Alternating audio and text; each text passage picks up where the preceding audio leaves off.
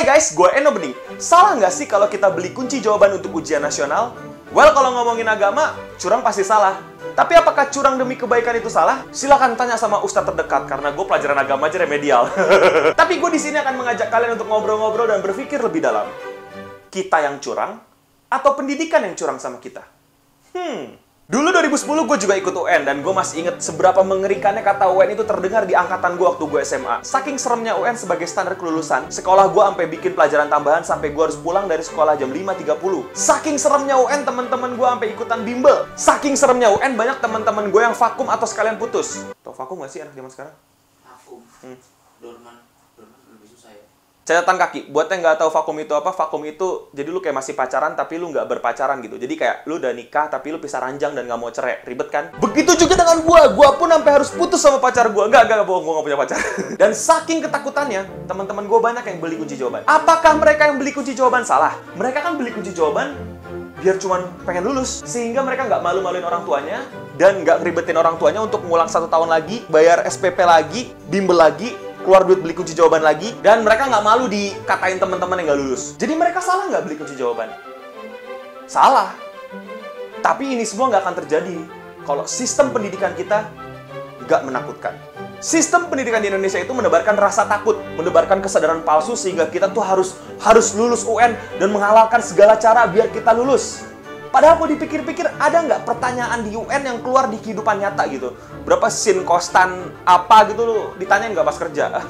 Atau simpelnya gini, kasih tahu gua, apa manfaat dari pertanyaan-pertanyaan yang keluar di UN di kehidupan kita sekarang yang udah kerja atau udah kuliah?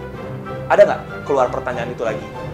Ya bagus kalau ada. Lebih parahnya lagi, sistem pendidikan kita yang menebar ketakutan ini dimanfaatkan oleh beberapa pihak untuk mencari keuntungan. Kasih tahu gua, berapa banyak bimbel baru keluar semenjak adanya UN? Banyak bimbel muncul, berarti banyak orang yang membutuhkan bimbel. Dan kalau dipikir-pikir, banyaknya bimbel menandakan kegagalan sekolah dalam mendidik. Ya ngapain ada bimbel kalau udah ada sekolah?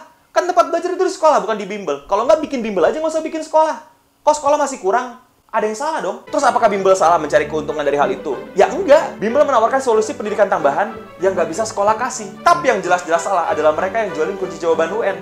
Kalau mau bantuin, kenapa nggak kasih aja gratis? Kenapa dijualin? Udah tahu susah. Mesti pulang sore gara-gara jam tambahan, mesti pulang maghrib gara-gara bimbel, abis itu mesti belajar lagi, nggak boleh senang-senang sama orang tua demi lulus. Bayar sekolah, bayar bimbel, bayar duit tambahan, bayar makan tambahan di luar, mesti vakum, sampai putus sama pacar.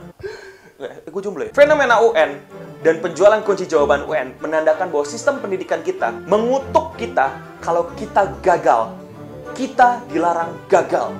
Kita harus lulus. Kita tidak boleh tidak lulus. Padahal, bukankah kegagalan itu adalah bagian dari pembelajaran?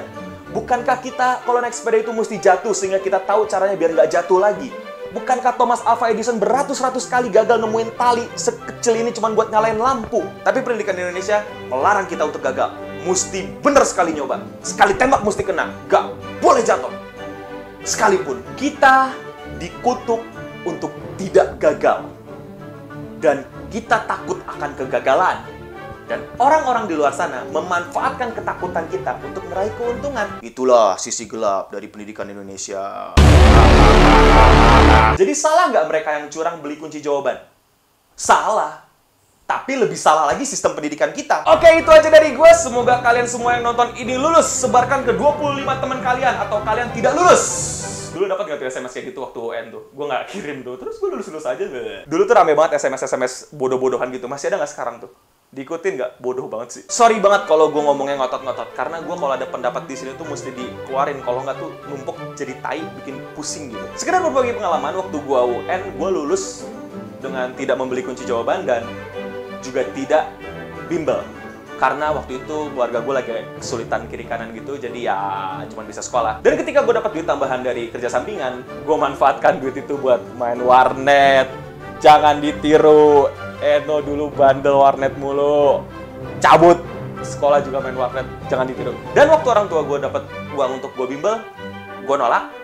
Gue lebih milih untuk les bahasa Inggris. Semoga ke depan sistem pendidikan kita bisa lebih baik, nggak diduitin mulu. Semoga video ini ditonton sama Pak Anies Baswedan.